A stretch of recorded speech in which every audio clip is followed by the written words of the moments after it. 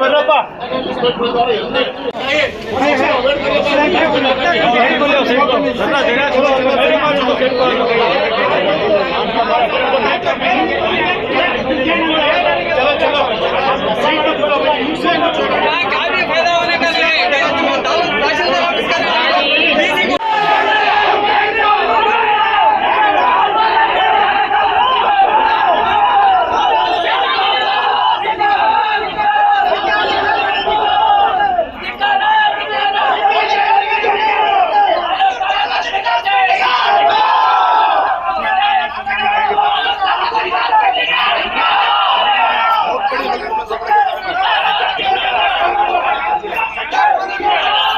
ನಾವು ಅದಕ್ಕೇನಾಗಿದೆ ಅದಕ್ಕೇನು ಇದು ಮಾಡಬೇಕು ಹೊರತು ಗಲಾಟೆ ಮಾಡೋದ್ರಿಂದ ಹಾರಾಟದಿಂದ ಪರಿಹಾರ ಸಿಕ್ಕಲ್ಲ.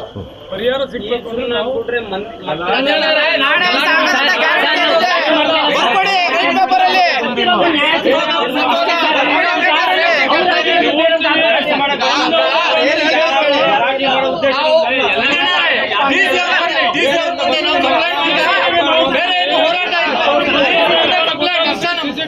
ನ್ಯಾಯ ರೀತಿ ನ್ಯಾಯ ಕೊಡ್ತೀವಿ.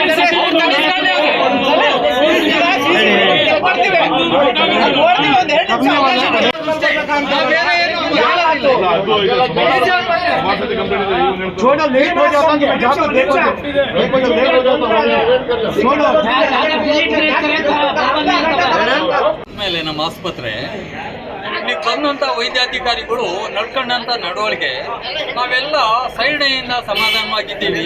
ಎಷ್ಟೇ ನೋವಾದ್ರೂ ಇಲ್ಲಿವರೆಗೂ ಆಸ್ಪತ್ರೆ ವಿರುದ್ಧ ಯಾವುದೇ ಹೋರಾಟ ನಡೆದಿರಲಿಲ್ಲ. ಈಗ ಹೋರಾಟ ಅನಿವಾರ್ಯ ಯಾಕಾಗಿದೆ ಅಂದ್ರೆ ನೂರಾರು ಸಾವುಗಳು ಸಂಭವಿಸಿದೆ.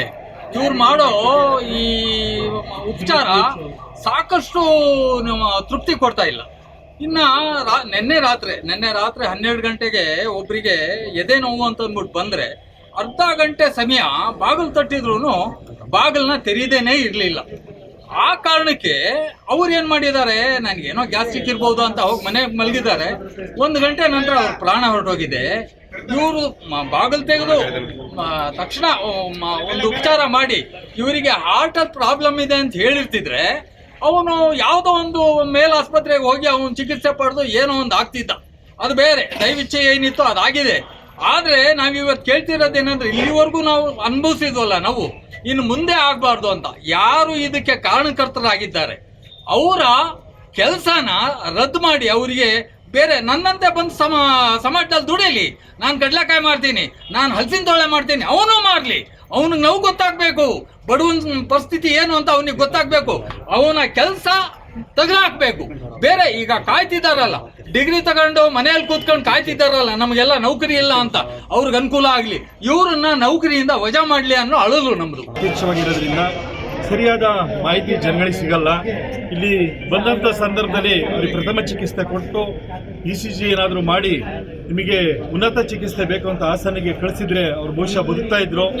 ಈ ಅವೈಜ್ಞಾನಿಕವಾಗಿ ಏನು ಈ ಆಲೂರು ಸಾರ್ವಜನಿಕ ಹಾಸ್ಪಿಟ್ಲಲ್ಲಿ ವೈದ್ಯಾಧಿಕಾರಿಗಳು ನಡ್ಕೊಳ್ತಾ ಇದ್ದಾರೆ, ಇದು ಖಂಡನೀಯವಾದ್ದು.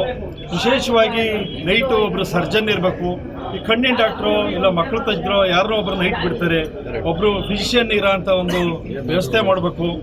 ನೈಟು ಒಂದು ಮಕ್ಕಳು ತಜ್ಞರು ಇರೋ ಅಂಥ ವ್ಯವಸ್ಥೆ ಮಾಡಬೇಕು. ಸಾರ್ವಜನಿಕ ಆಸ್ಪತ್ರೆಯಲ್ಲಿ ಅಕ್ಕಪಕ್ಕದಲ್ಲಿ ಲೈಟ್ ಆನ್ ಇರಲ್ಲ, ಲೈಟ್ ಸರಿಯಾಗಿ ಬಂದಂಥ ರೋಗಿಗಳನ್ನ ಗಮನಿಸಲ್ಲ. ಇದಾಗಬಾರ್ದು. ಇದಕ್ಕೆ ತಲೆದಂಡ ವೈದ್ಯಾಧಿಕಾರಿಗಳಾಗ್ತಾರೆ, ಸಂಬಂಧಪಟ್ಟರಾಗ್ತಾರೆ. ಅವ್ರನ್ನ ಕರೆದು ಈಗ ವಿಚಾರಣೆ ಮಾಡ್ತೀವಿ. ಈಗ ಇದ್ರ ಮೂಲಕ ನಾವು ಏನು ಮನವಿ ಮಾಡ್ತಾ ಇದ್ದೀವಿ ಅಂದರೆ, ಸಂಬಂಧಪಟ್ಟ ಒಬ್ಬರು ಸಾವಿಗೆ ಏನು ಕಾರಣರಾಗಿದ್ದಾರೆ ಅವರಿಗೆ ಏನು ಪನಿಷ್ಮೆಂಟ್ ಆಗಬೇಕು ಅದು ಖಂಡಿತ ಆಗಬೇಕು. ಇಲ್ಲಾಂದರೆ ಈ ಹೋರಾಟ ಮುಂದುವರಿಯುತ್ತೆ ಅಂತೇಳಿ ಎಲ್ಲರ ಮೂಲಕ ತಿಳಿಸ್ತಾ ಇದ್ದೀವಿ.